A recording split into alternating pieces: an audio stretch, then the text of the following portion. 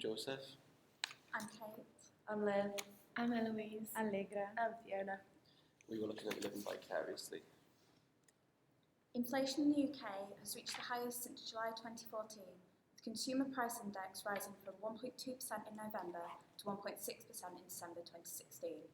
As a result, consumers are unlikely to spend as much money on products, they're more likely to save and only spend when they feel like they're getting their money's worth.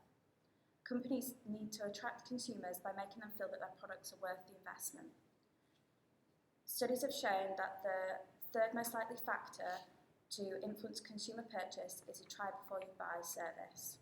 While social media such as Instagram has allowed us to get a front row view into the homes and goings on in people's lives, retail must step up to compete with this and tap into the vicarious lifestyle so many of us have adopted. By using virtual reality as a key way of turning shoppers into buyers, giving a try before you buy feel without losing out on production cost. VR is a really hot topic right now, with a range of hardware rolling out focusing on taking people to another space, also the use of a headset. In the interior market, Google have created Google Tango, which captures the dimension of the physical space to create 3D representations of the real world. Tango has recently been developed on tablets and smartphones for the leading interior developers. Its technology can now be said to create imagery and layers on top of real-world indoor spaces. We believe that with the increase in the use of VR in interiors and the development in technology, this will take us to a whole new level of interior retail, whereby you will be given the opportunity to see patterns, layouts, and endless opportunities to be projected on real physical spaces using project mapping through the use of a VR headset. Celebrities represent the lives that normal individuals want to live. This can be seen through the Kylie Jenner lip challenge, a craze that overtook social media in 2014.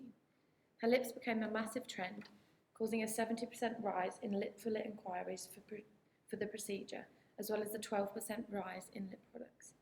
Short-term solutions to achieve this pout became really readily available to the public all over the world, with sales growth in the lip segment growing 7.5% from 2014 to 15, and is estimated to grow a further 11.7%.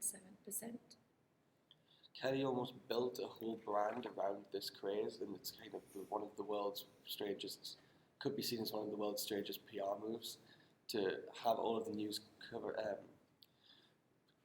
outlets kind of covering this, and doctors all getting on board and saying, you know, like, if you want to do this, just come to me and I'll stick a needle in your face, and it's the most completely normal thing ever.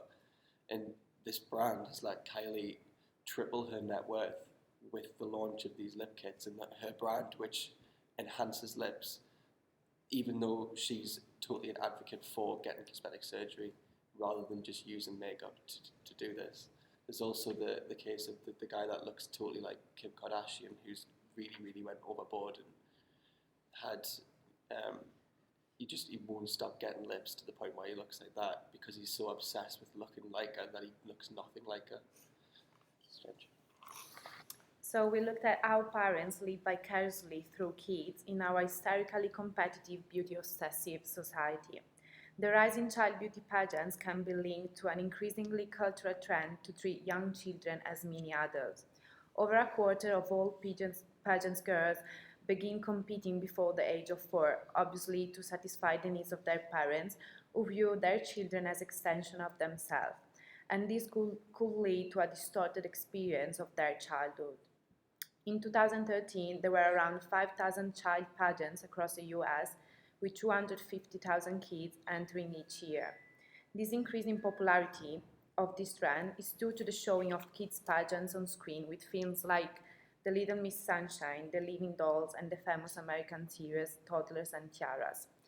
In 2014, a study into child beauty pageants in the US for the Harvard University Gazette revealed that mothers of lower income and poorer education are more likely to enter their children into the contest because they want them to learn the proper skills necessary to move up the social scale.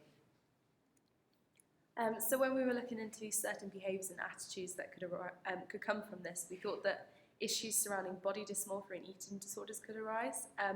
Recently, through our research, experts from the Professional Association for Childcare and Early Years showed that almost a third of nursery and school staff have heard a child label themselves as fat, whilst 10% have said that they heard a child said that they felt ugly.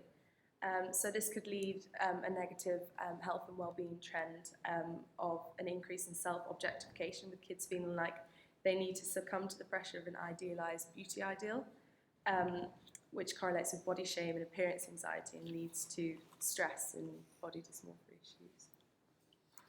Thank you.